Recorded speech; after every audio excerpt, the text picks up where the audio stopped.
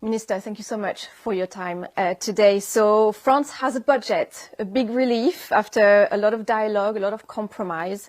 And yet we heard from France's audit court on Friday that they are still worried about the level of public spending. They talk about how France has its back against the wall and there is an absolute emergency in addressing public spending. So are there more adjustments needed? Are you looking for more adjustments? And did you, in a way, kick the can down the road and the hard work might be actually the 2026 budget? The good news is, as you said, we have a budget, and this budget has been put together in a new way to work together with the political parties, and I think that's also good news. That is, in France, we are not used to coalitions. We are used to significant majorities. We don't have such a majority. So we worked with all the parties who were willing to do so in order to reach a compromise. And I think this is a very good news. The second element, as you rightly point out, we have to put order in our public spending. And this budget shows a real reverse on the tendency in the last few years. In 2024, the deficit was 6%. The target for 2025 is 5.4%. And I heard what you said. The French Cour des Comptes expressed some skepticism. We will follow very closely in order to make sure that we reach this target. And more importantly, we have also made a commitment to be below 3% in 2029. Mm-hmm. So I come back to your question, 2026.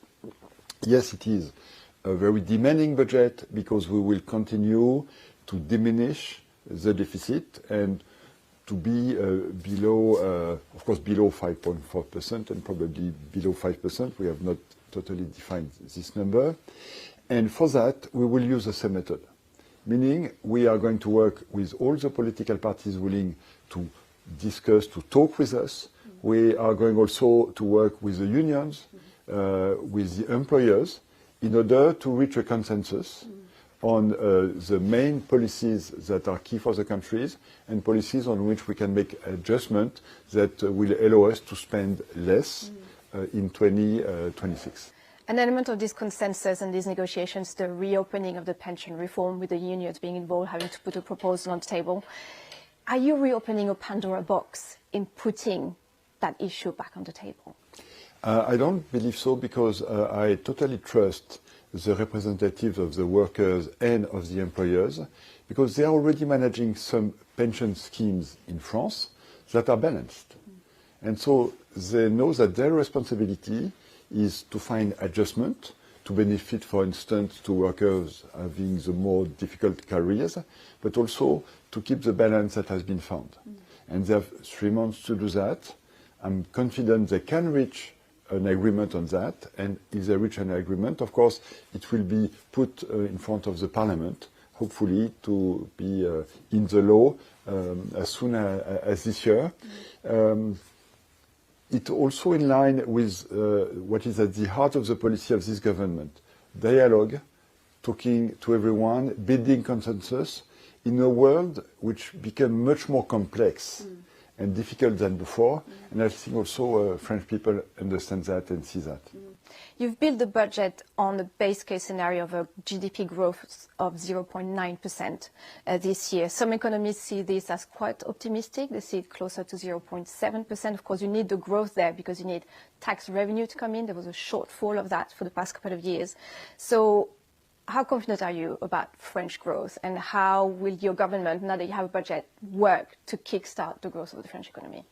The absence of budget had a negative impact on growth because investors were not investing, employers were postponing projects, and employment, by the way, is keeping at a pretty good level, but it's fragile. Now that we have a budget, I'm sure that it will release the willingness of investors to come back. Very good news last week. We had in Paris, at the initiative of President Macron, a summit on artificial intelligence. 109 billion euro of investment have been confirmed at that occasion. So I believe that with a more stable projection, people will adapt, and maybe we can even, well, not necessarily do better than 0.9%, but if Europe keeps its acts together, protects the industries we need to protect, I think we can make it. Otherwise, we will adjust, because to keep our target of 5.4% is really a very important objective for us. As you were saying a little bit earlier, there's a lot of uncertainty out there, and there's a known unknown, which is a question of tariffs by the US administration, the Trump administration. How concerned are you about the impact of those tariffs on Europe's economy, on inflation, and what should be the response from Europe to these tariffs? We have seen that already during the first mandate of President Trump, and we know it happens. And what we have to do first is to be cool-headed and to look at it calmly, but also to react proportionately, which we are going to do it in the hands of the Commission. We discussed that already last month at the last meeting of the finance ministers, where we'll discuss this today and tomorrow. So first react to make sure that we have level playing fields, and we are on an equal footing with our American allies.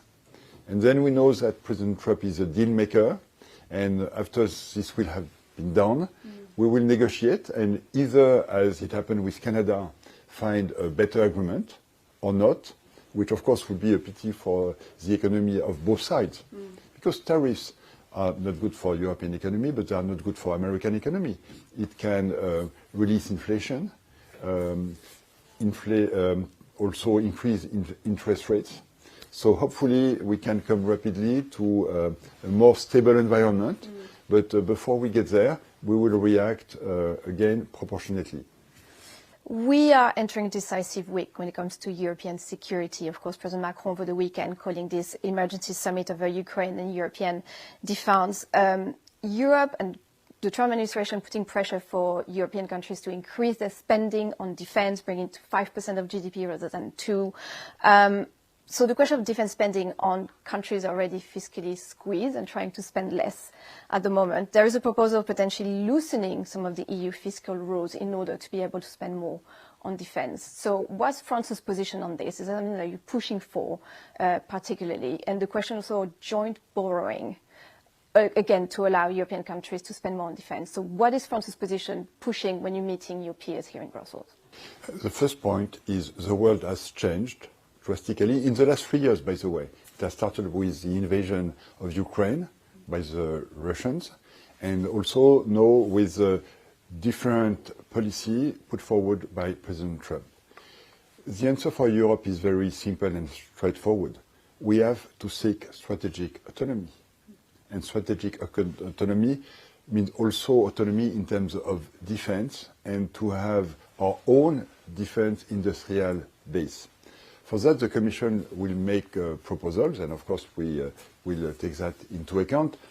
Let me remind to people who are listening to us, France is already doing a significant effort, more important than many European countries, in terms of defense.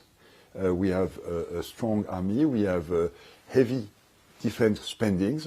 So I think the first step maybe would be to be more balanced between European countries. But also, again, we will see the proposals of the European Commission. It is important that we share the burden, but again, with a view of getting to a strategic autonomy where we are not yet. And stability and growth, of course, necessary to geopolitical relevance. President Macron was talking about an electroshock coming after Trump coming back to the White House. After everything we heard during the Munich security meeting over the weekend, the comments from J.D. Vance, do you see your European peers ready for action now? Is the electroshock freezing people, or do you feel like there's a new sense of urgency amongst your peers? Yes, the electroshock is now. We had the election of Donald Trump. We had the speech of J.D. Vance at the Munich summit. By the way, President Macron is gathering European leaders, including our British allies in Paris today. And Europe now has to put its acts together to answer, and totally confident that Europe will be at the level of the challenge. Because it is a historical challenge, it is a historical turnaround, and we have to change the way European Union is managed, and that is the responsibility of politicians around the table, and we will be up to the challenge. And do you feel that France's position, given the political instability that it has been facing and some of the economic challenges as well, has a voice strong enough to lead potentially the European response to today's challenges that we see particularly from the US? European response has to be led by European countries. And France has to be among the large European countries being part of this answer. But the budget vote shows that there is political forces behind what we do. And I'm sure on this agenda of European autonomic strategy, there will be a majority, and we are working in the long term on that. And so we are very determined, and the voice of France in Brussels and elsewhere, it is displayed exactly today, and it will be the same in the coming weeks and months, will remain strong. Minister, thank you for your time. Thanks to you.